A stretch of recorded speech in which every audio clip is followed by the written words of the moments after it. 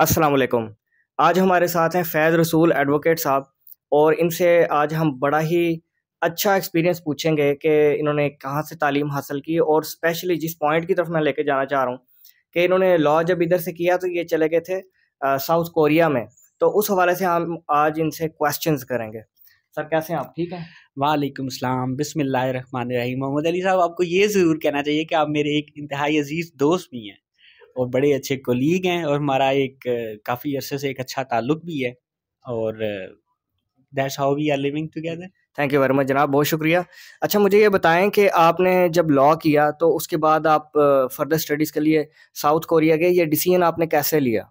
ये एक मेरी ज़िंदगी में एक ट्विस्ट सा ही है। तो हर ज़िंदगी में उतार और चढ़ाव जो हैं वो बंदा ज़िंदगी के शुरू होते ही देखता है। तो मैं अपने वालिदैन के साथ हम लोग झेलम में थे, मेरे अब्बू आर्मी में थे। वो रिटायर हो गए तो हमारी एजुकेशन अभी कंप्लीट हो रही थी, बहना की, भाई की, मेरी भी। और मेरा छोटा भाई जो है उसकी एजुकेशन पहले ही कंप्लीट हो चुकी थी, उसने छोड़ दिया था। तो लॉ ग्रेजुएशन की तो मुझे क्लास में बड़े अच्छे नंबर आए जी, इम्तियाजी नंबर से मैंने पोजीशन ले ली अपनी क्लास में।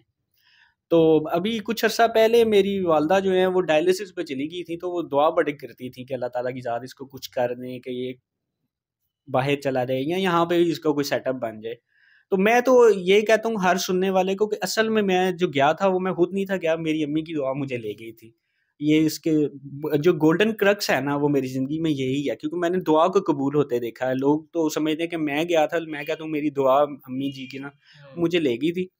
तो इसमें ये है कि मेरे एक पीएचडी डॉक्टर साहब हैं, दोस्त थे, वो बड़े ज़बरदस्त इंसान हैं। तो वो आए हुए थे तो उन्होंने कहा जी आपकी ज़िंदगी में कोई एक प्रॉब्लम है तो बता दें। मेरी अम्मी डायलिसिस पे थी, एक बड़ी सख्त और तकलीफ़देह चीज़ होती है जी, लेकिन उनका जाना इससे भी ज़्यादा तकलीफ़देह था। तो वो उन्होंने देखा तो उन्होंने कहा कोई एक मुश्किल हो जाए जो आपकी आसान की जा सके। तो मैंने कहा कि ये हम सफ़र कर रहे हैं, अम्मी का ना 2 मरतबा फिस्टूला ऑपरेट होता है। जब डायलिसिस होता है ना तो वो पेशेंट को एक फिस्टूला लगाते हैं, ठीक है, जिससे डायलिसिस को बेहतरीन तरीके से सरअंजाम दिया जा सकता है।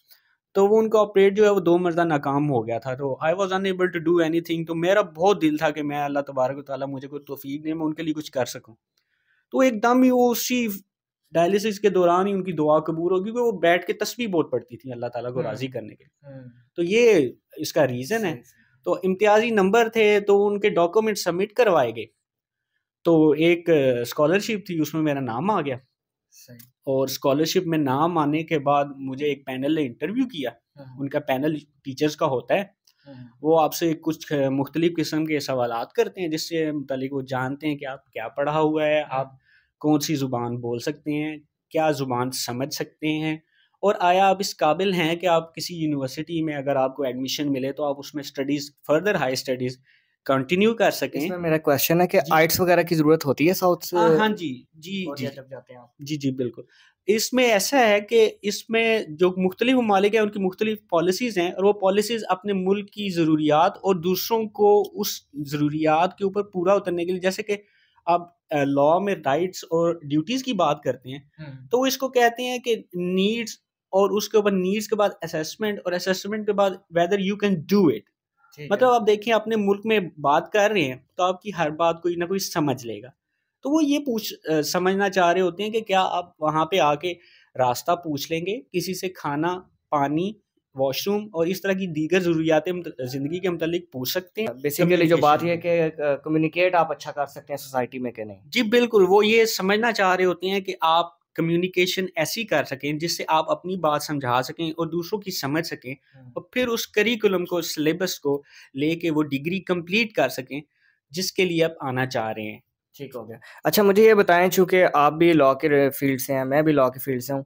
अब आपको एक फ़र्स्ट हैंड एक्सपीरियंस देखने को मिला है पाकिस्तान और साउथ कोरिया के पुलिस के निज़ाम को, लॉ के निज़ाम को, लॉ की स्टडीज़ को। तो आप क्या समझते हैं अगर कंपैरिज़न करना पड़े चंद पॉइंट्स में, तो आप पाकिस्तानी लॉ के निज़ाम को और साउथ कोरिया के लॉ के निज़ाम को कंपैरिज़न कैसे करेंगे चंद पॉइंट्स में अगर करना पड़े तो? उनका बेसिकली जी प्रेसिडेंशियल सिस्टम है, it's not a federal system. तो उनका जो एडवांस सिस्टम है पुलिस के लिहाज से, वो हमारे लिहाज से बहुत अच्छा है। इस लिहाज से कि उनकी जो पुलिस एविडेंस प्रोवाइड करती है, that has absolutely without any position taking towards any side, it's impartial, ठीक है। न्यूट्रल It's होती है यानी। neutral, it's fair, and it's just belonging to the principles as stated by the ऐसे justice. नहीं होता कि तफ्तीशी को ज़रा बाहर मिल लें, ज़रा पैसे-शैसे दे दें तो हमारे हक में रिपोर्ट कर दें? बड़ा खूबसूरत सवाल किया मोहम्मद अली साहब, मैं ये एक्सपेक्ट भी कर रहा था। जी नहीं, ऐसा कभी भी नहीं होता इधर जी। तो तफ्तीशी खुद नंबर ले लेता है और आपकी तरफ पहुँच जाता है। ये दुरुस्त बात है जी, यहाँ पे बस अब क्या करें, एक गुलाम कौम थी, उसने अभी-अभी पढ़ाई शुरू की है।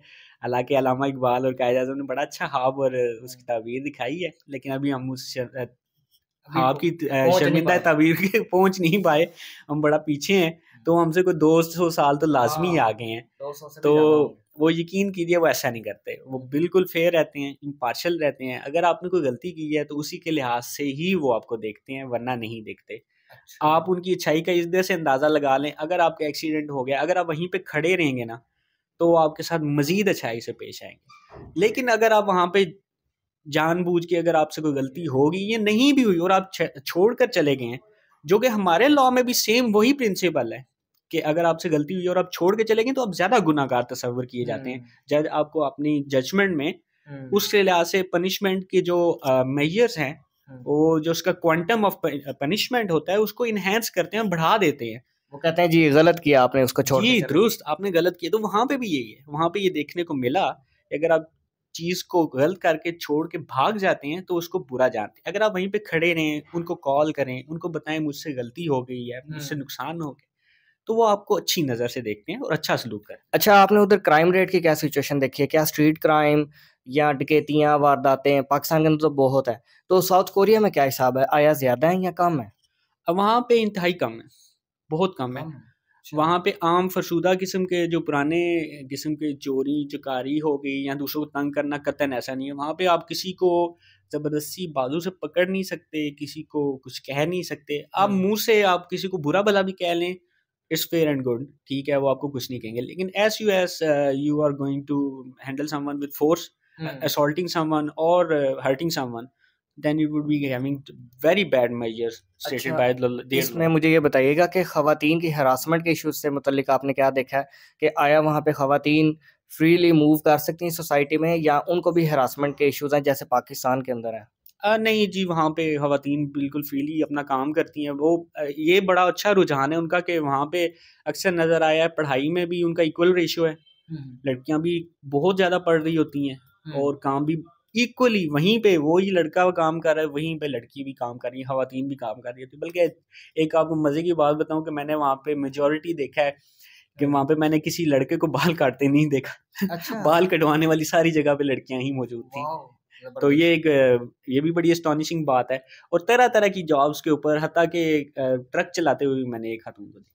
ज़बरदस्त, यानी काम करने की इक्वल अपॉर्चुनिटीज़ ख़वातीन के लिए वहाँ पे मुयस्सर है। जी, वहाँ पे वो इसको ये नहीं गर्दानते कि आप लड़का हैं या लड़की। आप काम कर सकते हैं, करें, अच्छे तरीके से करें और दुरुस्त तरीके से करते हुए उनको वो चीज़ मुयस्सर करें, जो वो चाह रहे हैं आपसे, तो अच्छी सैलरी, इक्वल सैलरी देते हैं, हर एक को उसी तरह ही गर्दाते हैं। अच्छा, एक और क्वेश्चन मेरे ज़हन में आ रहा था कि पाकिस्तान की गलियों में आपने देखा होगा अक्सर आपको गंद, कूड़ा और बदनज़मी नज़र आएगी, टूटी हुई सड़कें।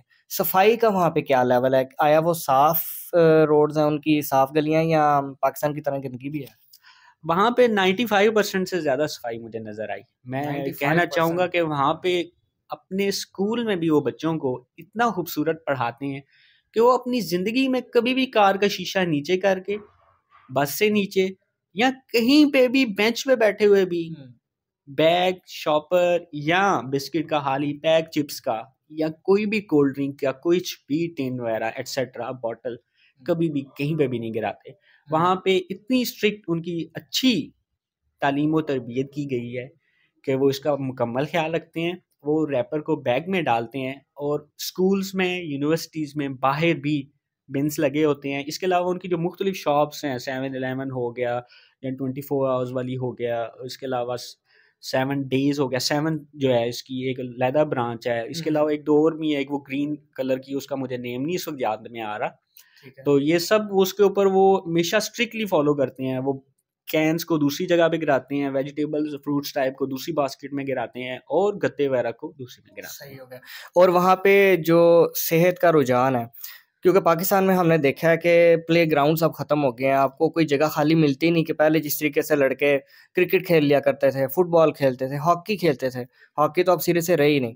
वहाँ पे स्पोर्ट्स का क्या रुझान है? आया खेलों को फ़ोकियत दी जाती है या फिर वो कमर्शियलिज़्म के ही पीछे चले हुए हैं? बिल्कुल नहीं जी, वो उनका रुझान जो है वो हाइली एजुकेटेड लोगों ने जो है वो बिल्कुल दुरुस्त मैय्यज़ के ऊपर बनाया है हुँ। और उसी के ऊपर यहाँ से डेवलपमेंट नहीं है। जिस यूनिवर्सिटी में मैं गया था उनके जो मेन कैंपस था, वहाँ पे 3-4 ग्राउंड्स थे और वो इतने-इतने बड़े थे कि आप at a time 2-2 football teams खेल सकती हैं। इसके अलावा वो जो उनका सिटी का मेट्रोपॉलिटन सिटी का जो मेन मैंने देखा स्टेडियम भी वो भी बहुत बड़ा था। वो हुँ। इतना बड़ा था कि वहाँ पे वो जो क्लब लेवल खेल रहे होते हैं वहीं पे उनका इंटरनेशनल अगर ओलंपिक्स आ गया या कुछ इस तरह की आ गया हुँ, हुँ। तो इवेंट पूरी आया तो फ़ोकियत उसमें देते उनको हैं। बिल्कुल वहाँ पे बच्चे खेल रहे होते हैं और छुट्टी वाले दिन आप उनको देखते हैं वो भरे होते हैं। तो हुँ। इंतहाई बेहतरीन आदात हैं, वो साफ-सुथरे हैं, ग्रीनरी इतनी खूबसूरत है कि समझ नहीं आती वो कब आते हैं, कब ठीक करके वॉव! चले जाते हैं। ज़बरदस्त। और इतनी सफाई है उनके ग्राउंड्स में भी कि आपको रैपर और टिश्यू पेपर भी नहीं मिलेगा। ज़बरदस्त। इधर तो वाफ़िर मिकदार में रैपर और टिश्यू पेपर आपको मिल जाएँगे, ना चाहते हुए भी। अच्छा, एक और चीज़ मैंने पूछनी थी कि फैमिली सिस्टम की जब बात करें, जैसे पाकिस्तान के अंदर एक ख़ानदानी निज़ाम है, जो कि बहुत बेहतरीन है। समटाइम्स जॉइंट फैमिली की शक्ल में, समटाइम्स आप अलग होके रहते हैं। तो क्या फैमिली निज़ाम साउथ कोरिया के अंदर भी एक्ज़िस्ट करता है? क्या वहाँ भी जॉइंट फैमिली सिस्टम या मियाँ-बीवी जिस तरीके से पाकिस्तान के अंदर बच्चों की बड़ी परवरिश करते हैं टिल 20s तक, 30s तक समटाइम्स, तो साउथ कोरिया में क्या रुझान है? साउथ कोरिया वाले चाइनीज़ के साथ इंस्पायर्ड हैं और वो उनकी नस्ल से उनके कुछ लोग ताल्लुक भी रखते हैं और जहाँ तक उनकी फैमिली सिस्टम का सवाल है, तो येस वो फैमिली सिस्टम पे बिलीव करते हैं। लेकिन अब आके थोड़ा-सा वो जो यूरोप का थोड़ा-सा रुख है, वो भी थोड़ा-सा नज़र आया है, हुँ। लेकिन इसके बावजूद ये नहीं कह सकते कि फैमिली सिस्टम टूटा हुआ है। वो अपने बड़ों की कदर करते हैं। इसके अलावा उनके साल में मुख्तलिफ मेले होते हैं, त्योहार होते हैं, जिस पे वो बाकायदा जब उनको गवर्नमेंट छुट्टी देती है, तो वो सारे अपने वालिदैन से मिलने जाते हैं या वालिदैन अगर वो आते हैं, तो वो भी उनके पास आ जाते हैं और वो बच्चों को भी बड़ा हैपीली देखते हैं और फैमिली सिस्टम के ऊपर बिलीव करते हैं। अभी तक उनका फैमिली सिस्टम सही। ठीक ही चल रहा है, हुँ। लेकिन थोड़ा-थोड़ा सा अभी बदलाव भी देखने को मिला है। ठीक हो गया।